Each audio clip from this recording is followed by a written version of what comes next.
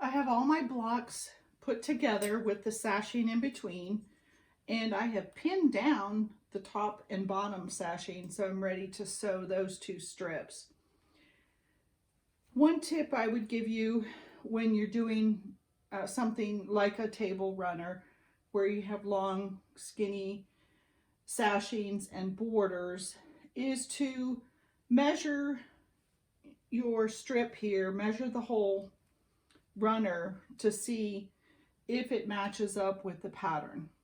A lot of times blocks will come out just a little bit bigger, and when you put four of those together you could come out to be about a ½ inch bigger. I actually ended up at 46 inches instead of 45.5. So before you cut your strips for your sashing and for your border, measure your piece first.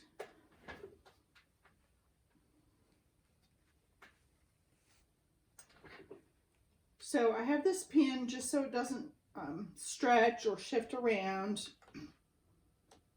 And we're just going to do 1/4 inch down, all the way down. You need to watch underneath that your seam allowances don't flip up from the underside, because you have the wrong side of your blocks are face down.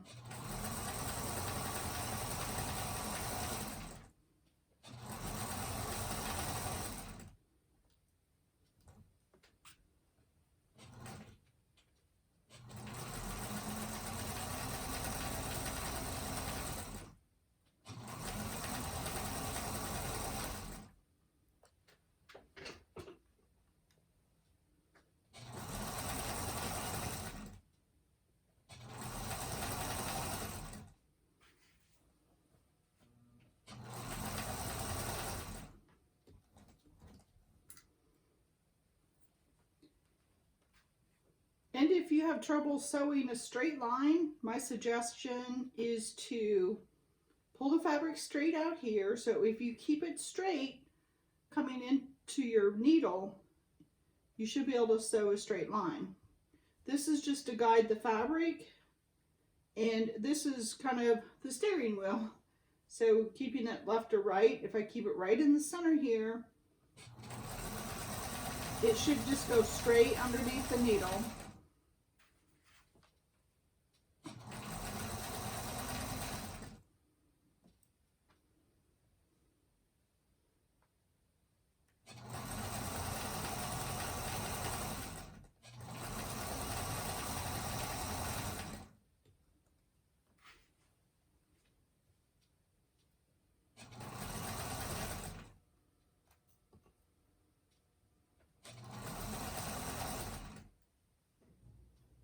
Checking my seam allowances to make sure that they are going in the right direction.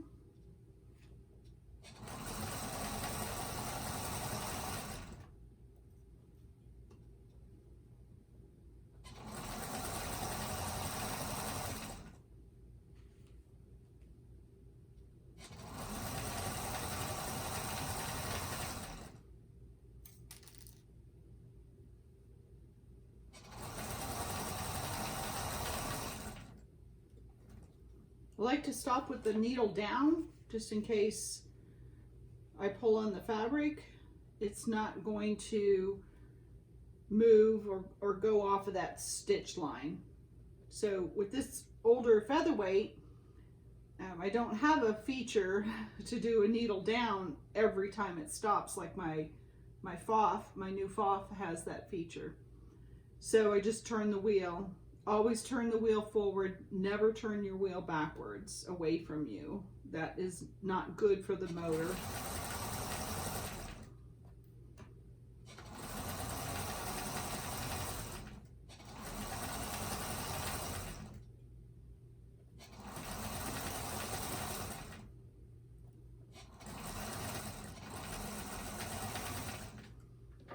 Okay, my little scrap there for the ender, so I can cut this away, and then I'm going to flip around and sew down the other side.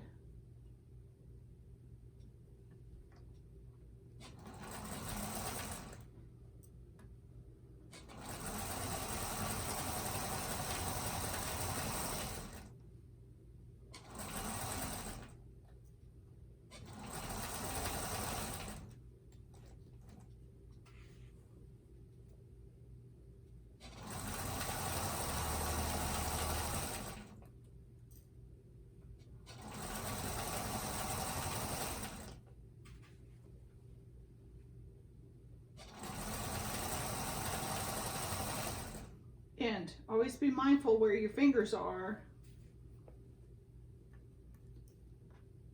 You don't want to get your finger underneath that needle because it will go through your finger.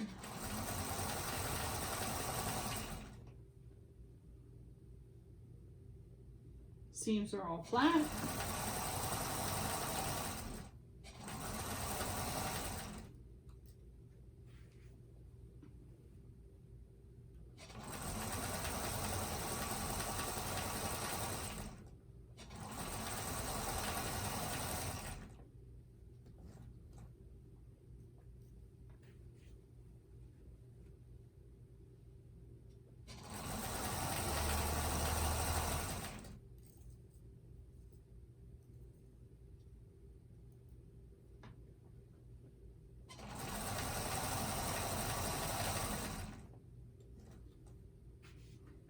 I'm also careful not to run over pins.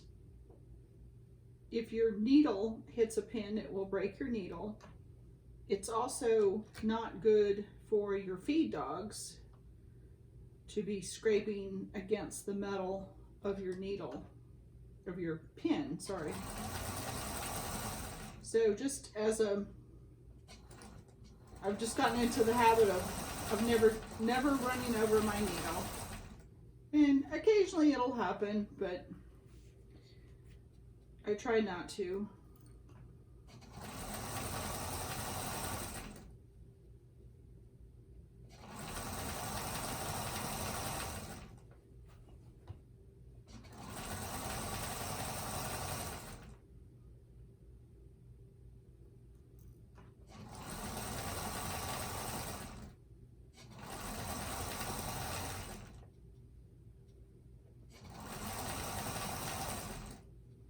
Making sure all my seams are flat, going in the right direction.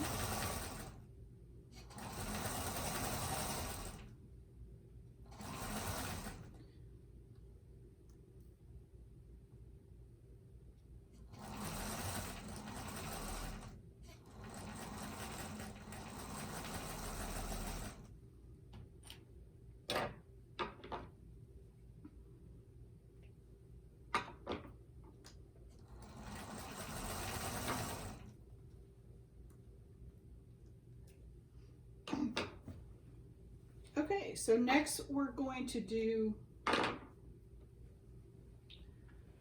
the borders, and we start with the top border and the bottom border, and then we add the side borders. That's just to make it so that the top border doesn't have to be quite as long.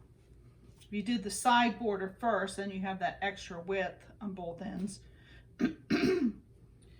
So let's give this a quick press. I'm going to press towards the sashing.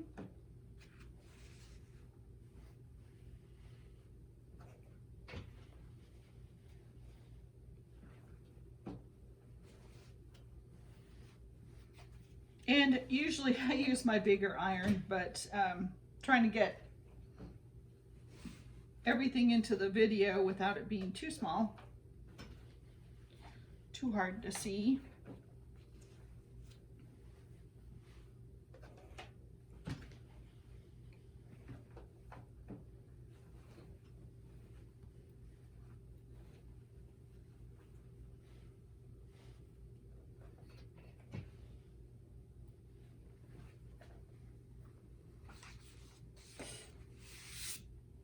And this is a pressing mat here too, so that a lot of times I'll have this on my ironing board. It's a nice firm surface, you have a, and this wool pressing mat is also nice hard surface.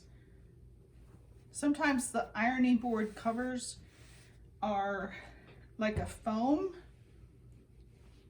and I think it's too squishy,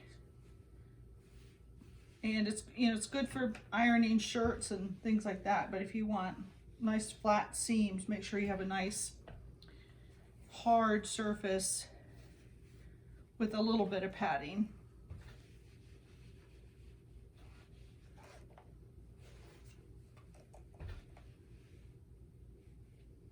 Okay, so this one was a little bit long.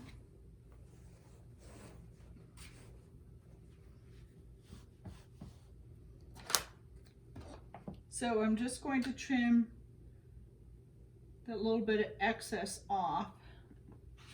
Basically square up my sides. This one we have just a hair, just a fraction of an inch. But I'm going to square it up just to make sure that these corners are square.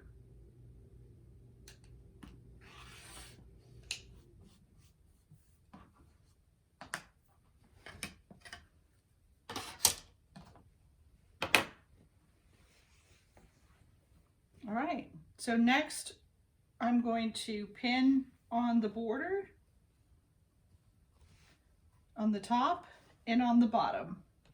And since that will take a while, I'm going to pin the bottom, pin the top and the bottom, and I'll sew one side and I'll come back and sew the other side.